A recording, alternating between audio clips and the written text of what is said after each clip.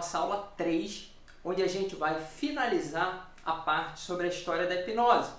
Então você já tem uma base para poder conversar sobre como a hipnose surgiu. A gente já passou lá por Mesmer, falamos um pouquinho de Abate Faria, avançamos para James Braid, onde falamos do pai da hipnose. Posteriormente falamos de James Dale e suas operações que tiveram extremo sucesso. E agora a gente vai falar de uma personalidade muito conhecida no mundo da hipnose, uma personalidade chamada Charcot. Charcot, eu não sei se você já escutou falar dele, mas Charcot ele teve uma participação importantíssima dentro da construção da hipnose. Ele era um médico, um neurologista muito famoso, muito conhecido, muito respeitado. Inclusive, só para você ter noção da importância dele, ele foi a pessoa que descobriu, por exemplo, o aneurisma cerebral. Então ele teve grande participação dentro desse estudo do cérebro. E um dado bem importante é que dentro dos estudos dele, em determinado momento, ele começa a utilizar a hipnose com finalidades de cura, com finalidades terapêuticas, basicamente a utilização da hipnose para problemas psíquicos.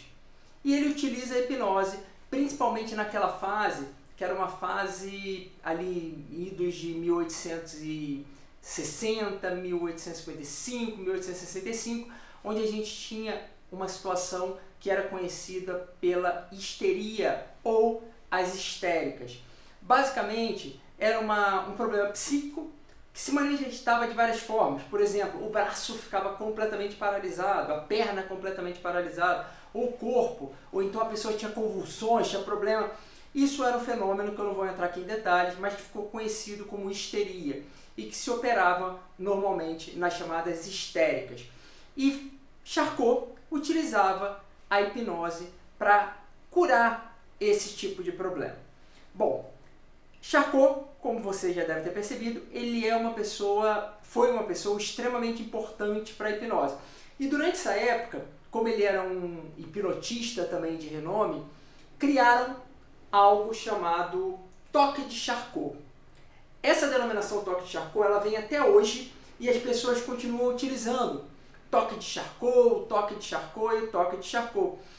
Quando a gente procura na internet, por exemplo, a gente vê às vezes vídeos de pessoas que vão lá, tocam na testa, e a pessoa toca de Charcot, a pessoa entra em hipnose, etc, etc. Pessoal, desde já, hipnose é hipnose. Hipnose é você seguir um determinado processo neural para hipnotizar uma pessoa. Existem bons hipnotistas, pessoas que sabem hipnotizar, e existem pessoas que não sabem hipnotizar. Bons hipnotistas vão ter sucesso. Maus hipnotistas, pessoas que querem simplesmente aprender a pegar a mão e tocar na testa da pessoa, vão ser maus hipnotistas. Charcot era um excelente hipnotista. Mas não me venha falar hoje em reprodução por qualquer um de toque de Charcot. Toque de Charcot a gente pode chamar de toque de Charcot, a gente pode criar o toque do avião, a gente pode criar o toque do automóvel, ou mesmo o toque do carneiro. A gente pode criar o toque que a gente quiser, mas a grande verdade, o que importa pra gente é que Charcot era um grande hipnotista. Então, não me gravem vídeos tocando na testa da pessoa, fazendo algo e dizendo, nossa, esse é o toque de Charcot. Porque não é disso que a gente está tratando. O que a gente está tratando é de saber hipnotizar ou não. E Charcot sabia e era um excelente hipnotista. Tanto era um excelente hipnotista, e agora eu vou avançar um pouquinho, indo ali para o período entre 1856 até 1860. Durante esse período a gente vai ter importantes nomes, e um desses importantes nomes é Freud, que com certeza você já deve ter escutado falar. Freud, em 1885, ele vai estudar com Charcot, e ele estuda com Charcot, ele aprende sobre a hipnose, ele conhece o trabalho de Charcot, e ele volta para, juntamente com um amigo dele, que chamava Breuer, desenvolver essa hipnose também nas histéricas. Esse trabalho inicial de Freud foi a base para que depois ele desenvolvesse a psicanálise. E agora a gente tem uma grande falácia que vocês vão escutar durante essa vida longa que vocês terão na hipnose, que é: ah, mas hipnose não funciona porque Freud abandonou a hipnose. quando falarem isso para você, você olha para a pessoa e você tem duas saídas. Primeira saída, você olha para ela e fala: você está falando uma grande falácia. Isso não existe. Você não estudou e não conhece nem a história de Freud, nem a história da hipnose. E a segunda possibilidade, você fica quieto e segue a sua vida, porque nem vale a pena discutir. Bom, por que eu estou dizendo isso? Freud, quando a gente vai estudar os escritos dele, ele fala a respeito da hipnose e ele explica por que ele não prosseguiu com a hipnose. E ele dá duas causas para ele não ter prosseguido com a hipnose. A primeira delas, ele dizia que não conseguia hipnotizar todas as pessoas. Segunda, ele dizia que quando fazia um tratamento terapêutico utilizando a hipnose, posteriormente, um pequeno tempo depois, aqueles sintomas voltavam novamente. Bom, quando a gente olha para os dias de hoje, a gente sabe que isso que Freud colocou lá atrás não faz sentido nenhum. Por quê? Primeiro porque a gente sabe que todas as pessoas são hipnotizáveis. Então, o que poderia acontecer é que Freud não era um bom hipnotista. E que bom que ele não era um bom hipnotista, porque ele depois teve que descobrir outras coisas e desenvolveu a psicanálise, o que é sensacional. Segunda, diz que os efeitos da hipnose não se mantêm. Isso não existe. A hipnoterapia é totalmente efetiva, os efeitos são duradouros e os efeitos permanecem pela vida inteira da pessoa. Ok? Então, matada essa questão, a gente sabe que Freud não prosseguiu com a hipnose por essas razões. É totalmente diferente dizer: ah, mas Freud abandonou a hipnose, e isso você tem aqueles dois caminhos que eu já falei para você.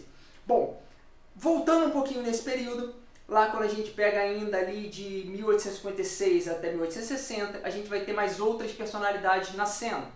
Uma delas, Émile Coué. Émile Coué, eu vou falar um pouquinho mais na frente para vocês, quando a gente falar de auto-hipnose. Mas tem uma outra personalidade que pouca gente fala, que é um cidadão chamado Pierre Janet. Pierre Janet, só para vocês terem uma ideia, ele era mais famoso até que Freud, até ali em 1905, 1910. E depois que Freud, realmente, com o desenvolvimento da livre associação e da psicanálise, despontou. Mas até esse período, Pierre Janet era muito conhecido e ele foi o responsável pela criação da terminologia subconsciente. Subconsciente foi criado por Pierre Janet. Ele foi a primeira pessoa que fala isso, que fala em subconsciente. Posteriormente, a gente vai ter, um pouquinho mais para frente, ou melhor, bem mais para frente, a gente vai ter Joseph Murphy, que escreve o livro O Poder do Subconsciente. E Joseph Murphy, ele ficou muito associado à autoajuda. E por isso que as pessoas mataram, salvo na hipnose e em outros campos, o termo subconsciente, porque associam subconsciente a Joseph Murphy e a autoajuda. Mas o termo subconsciente, agora você sabe, ele não surge com Joseph Murphy. Ele vai surgir sim com Pierre Janet, que era contemporâneo de Freud e que também foi uma pessoa bem importante para essa denominação e para a hipnose, etc.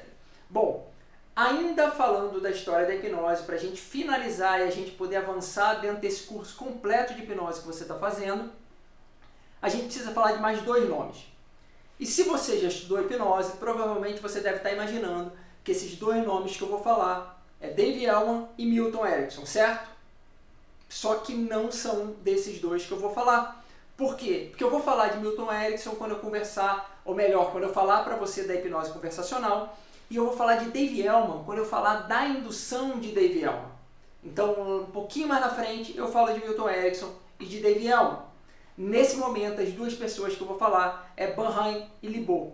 E vou falar bem rápido desses dois, porque esses dois eles foram responsáveis pela fundação de uma escola de hipnose muito conhecida. Uma escola que, na verdade, interiorizou o conceito da hipnose, que é uma escola muito conhecida no mundo e entre os hipnotistas, que é a chamada Escola de Nancy. Então, quando você escutar falar de Escola de Nancy, você já sabe que essa escola é uma escola muito conhecida no meio da hipnose e que foi fundada por Bernheim e Libot.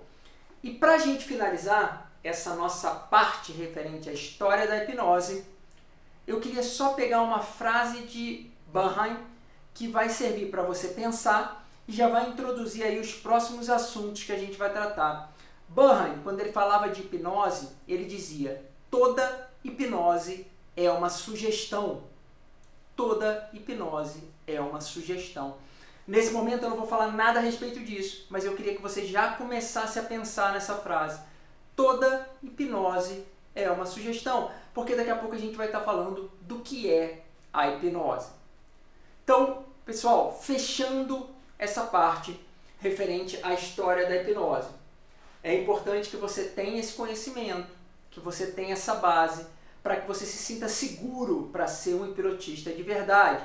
Então você sabe que a hipnose ela surge com o ato de respirar, que posteriormente, quando a gente está falando da hipnose mais contemporânea, da hipnose moderna, a gente vai falar ali de Mesmer começando, depois com a ideia do mesmerismo, vem o Abad Faria, que também pega essa ideia do mesmerismo, até chegar em James Braid, quando ele abre uma vertente científica da hipnose, depois que ele observou uma apresentação de Charles Lafontaine, que era também um mesmerista.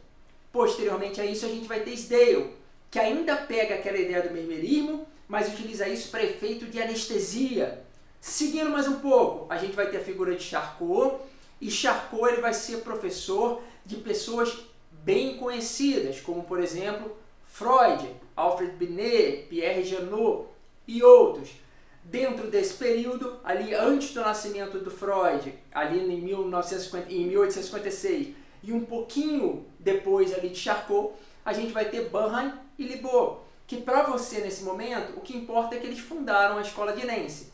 E deixo como última provocação essa frase dita por Bernheim para você pensar. Toda hipnose é uma sugestão. Beleza? Espero que você tenha gostado dessa parte inicial sobre a história da hipnose. Deixa aí seu comentário, deixa sua dúvida, inscreva-se no canal e vamos seguir com esse curso completo para que você se torne um hipnotista de sucesso. Beleza? Então é isso. Valeu, gente. Até a próxima. Falou!